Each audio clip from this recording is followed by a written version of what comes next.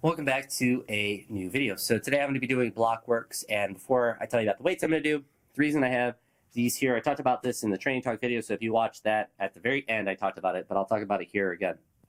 The middle part of this platform is slightly up, so it's slightly warped down on both sides, and it's really insignificant. So I can fit my hand under the bar right here just fine, just like you would on any platform, but the center of it, I can't really get my fingers under.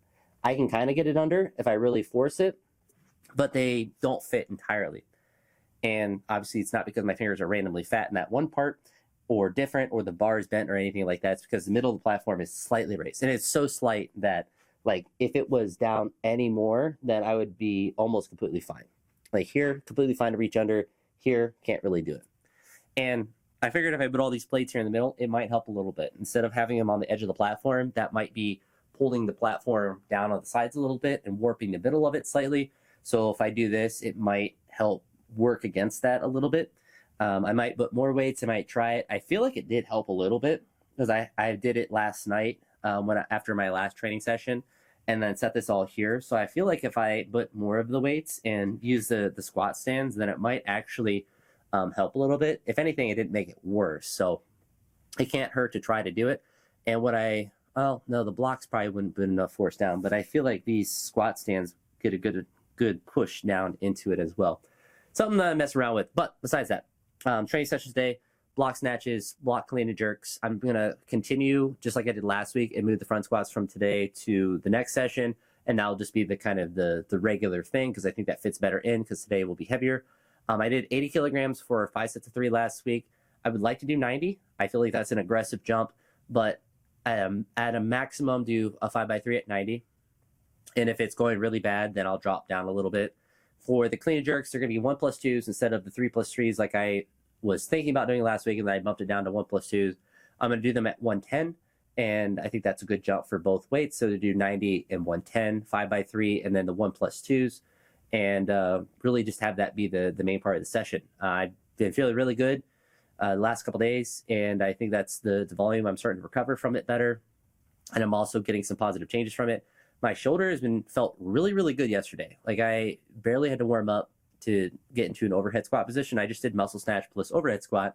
But what I was noticing when I was hanging from the bar, sometimes my shoulder will pop and crack, which is fine, but sometimes it doesn't want to, and you kind of feel that like tension building before you get that pop. And what I was noticing is that I had that tension still, but if I relaxed my shoulder so it raised up and then I tensed it up and then relaxed it again, it was taking care of that crack and loosening that joint up. So what I think is hopefully happening is that stuff is starting to loosen up in there because I was able to do that repeatedly and I was able to really like warm up my shoulder really quickly. So I'll do that again here once I move this stuff. But I'm excited to train today. I'm excited to do some block work. I always like doing block work. I think I should always have it in my program because I'm always excited for it. But 5x3s will be good. The 3 sets of 1+2 will also be good. Definitely be challenging, but I'm looking forward to it. When I do this session next week, there'll be 4 sets of 2 for the snatch. And then honestly, you'll probably keep the clean and jerks about the same, do 3 plus 1+2 or 3 sets of 1+2 since I won't be going from a 3+3 down lower. But I'm excited about it. I'm feeling stronger. My shoulder's feeling better. I think it's responding well to the volume that I'm doing and the amount of particularly overhead squats that I'm doing. So I hope that momentum continues. And I think that it is a dual thing that's happening with the fact that I'm getting stronger, but I'm also lifting on average lighter weights. I'm not at those higher intensities. So it's allowing my shoulder to get stronger, but also not to break down as much. So hopefully that just means that I come back stronger. And then as I get towards the end of this training block, then I'm starting to smash some big weights, or at least, moving well. I think that's the biggest thing, is moving well, moving without, issues with my shoulder, and then obviously pushing that load to there. So I think if I keep up this momentum in training, like I feel like I'm just on a really good trajectory right now. So I just want to continue that momentum. I think me talking about my training sessions before and talking about the weights I'm specifically going to do is also helping me adhere to it. And I think that's another positive thing that I want to continue to do.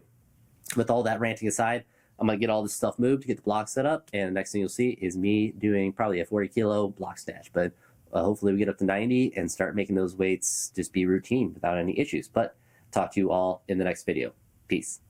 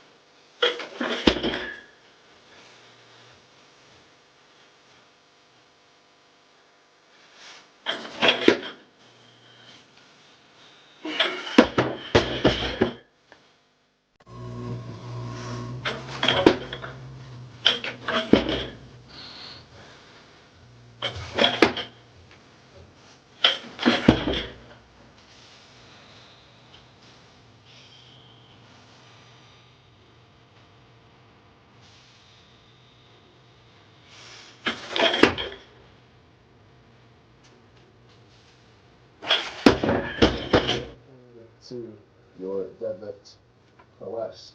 I'm going to put this in tight end. Definitely a useful exercise, definitely has its place, but probably not towards the top of my list.